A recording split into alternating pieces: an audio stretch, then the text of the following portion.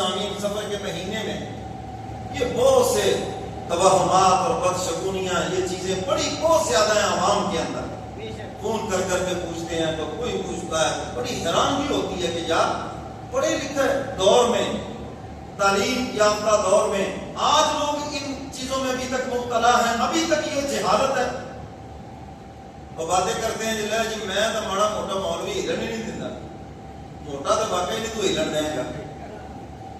تو میرے محترم سامعین، یہ کیا بات ہوئی؟ اصل تو عمل سے زندگی بنتی ہے، جنت بھی جہنم بھی. یہ خاکی اپنی فطرت میں نہ نوری ہے نہ ناری ہے. بات تو عمل کی ہے. مسئلے پوچھیں گے، بال کی کھال اتار کے رکھ دیں گے، اور جب عمل کی بات آئے گی تو کچھ بھی نہیں، زیرو بالکل. تو سفر کا مہینہ کوئی منحوس نہیں ہے، یہ مہینے بھی اللہ کے ہیں. اچھا، ہمارے ہاں ایک جملہ عام عوام کے اندر بولا جاتا ہے، مولوی صاحب بڑا برا وقت ہے، وقت بڑا برا آ گیا، بولتے ہیں نا. شرکی اور کفریہ جملہ ہے، یاد رکھنا. اللہ فرما رہے ہیں وقت میں ہوں، زمانہ میں ہوں، کیوں اس کو گالی دیتے ہو؟ وقت کیسے برا ہے؟ دن اسی طرح چڑھ رہا ہے، رات اسی طرح آ رہی ہے، مہینے اسی طرح ہی ہیں جی، ہر چیز اسی طرح، سورج اسی طرح چل رہا ہے، چاند اسی طرح چل رہا ہے. وقت نہیں برا، ہم برے ہیں، ہمارے کرتوت برے ہیں. ہم نے اپنے سیاہ کرتوتوں کو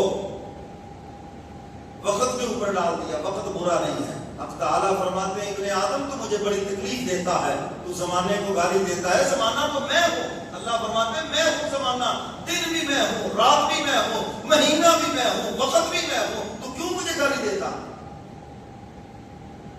یہ باتیں عام ہیں. تو جی عام ہے یا نہیں؟ جو بھی کرے تو سمجھائیں اس کو، کہ بڑا برا ہونے کرے. وقت ٹھیک ہے، وقت پہ سورج طلوع ہو رہا ہے، وقت پہ دن آ رہا ہے، وقت پہ رات آ رہا ہے. ہم برے، ہمارے اعمال برے ہیں، ہمارے کرتوت برے ہیں. سمجھیے اور بات. تو میرے محترم سامعین، اسلام نے برکت کے وقت تو بتائے ہیں، لیکن نحوست کا کوئی ایک ٹائم بھی کسی حدیث مبارکہ میں، کسی قرآن کی آیت کا ترجمہ نہیں ہے. کسی میں کوئی نحوست نہیں ہے. سب من گھڑت ہے، جاہلانہ باتیں ہیں. اور نجومیوں کے پاس جا رہے ہیں، میں ہاتھ دکھانے والوں کے پاس جا رہے ہیں، یہ تمہاری قسمت کا حال بتائیں گے. یہ لکیر ایسے ہوتی تو یہ ہو جاتا، وہ ایسے ہوتی تو یوں ہو جاتا. اس نے کہا یہ چاقو سے اگر میں ایسے نہ کر دوں اس کو، قسمت کھل جائے. تو غیب کا علم کون جانتا ہے؟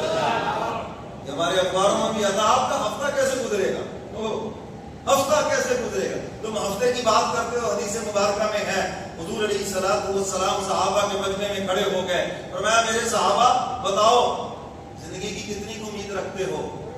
کسی نے کہا یا رسول اللہ لگتا ہے اجے میں 20 سال زندہ رہا. میں آپ سے بھی پوچھوں تو شاید آپ بھی یہ کہیں ساڑیاں لسٹاں تے اسرائیل کو غائب نے جی، ساڈا اجے کتنے نمبر ہے؟ کیوں جی ایسے آئی ہے؟ تو کسی صحابی نے کہ اللہ کے محبوب لگتا ہے کہ 2 سال تو زندہ رہوں گا. کسی نے کچھ، کسی حضور سب کی باتیں سنتے رہے. جب سب نے بات مکمل کر دی، میرے محبوب کھڑے تھے. میری طرف دیکھو، حضور علیہ الصلوۃ والسلام نے دایاں پاؤں زمین سے اٹھایا، فرمایا میرے صحابہ کان کھول کے سن لو، مجھے اتنا بھی پتہ نہیں ہے یہ پاؤں زمین پہ رکھوں گا یا اس سے پہلے میری جان میرے جسم سے پرواز کر جائے. مجھے تو اتنا بھی پتہ نہیں ہے. یہ اللہ کے محبوب فرما رہے ہیں، حدیث مبارکہ ہے. اور تم ہفتوں کی باتیں کر رہے ہو، ہفتہ کیسے گزرے گا؟ کل کی خبر کون جانتا ہے؟ سارے بولو کون جانتا ہے؟ یہ نجومی نہیں جانتے، یہ ہاتھ دیکھنے والے نہیں جانتے. کل کی خبر صرف ایک اللہ جانتا ہے. وما تدری نفس ماذا تکسب غدا. سورہ عنکبوت کی آخری آیت میں ہم تعالیٰ فرماتے ہیں کل کو کیا ہوگا، تمہارے ہاتھوں سے کیا ہوگا، تمہارے ساتھ کیا ہوگا، فرمایا صرف تمہارا اللہ جانتا ہے اور کوئی نہیں جانتا. صرف وہ جانتا ہے بس، اور کوئی نہیں جانتا. کل کیا ہونے والا ہے، تمہارے ہاتھوں سے کیا ہو جائے گا، تمہارے ساتھ کیا ہو جائے گا، کون جانتا ہے؟ صرف ایک اللہ جانتا ہے. اور حضور علیہ الصلوۃ والسلام نے ارشاد فرمایا جو غیب کی خبریں بتانے والے کے پاس جائے، فرمایا جو میں دین لے کر آیا ہوں اس نے اس کا انکار کر دیا ہے، اور 40 دن تک نہ اس کی دعا نہ اس کی کوئی عبادت اللہ قبول کرتے ہیں. ہمارے یہاں تو یہ تماشا لگا ہوا ہے یہاں پر.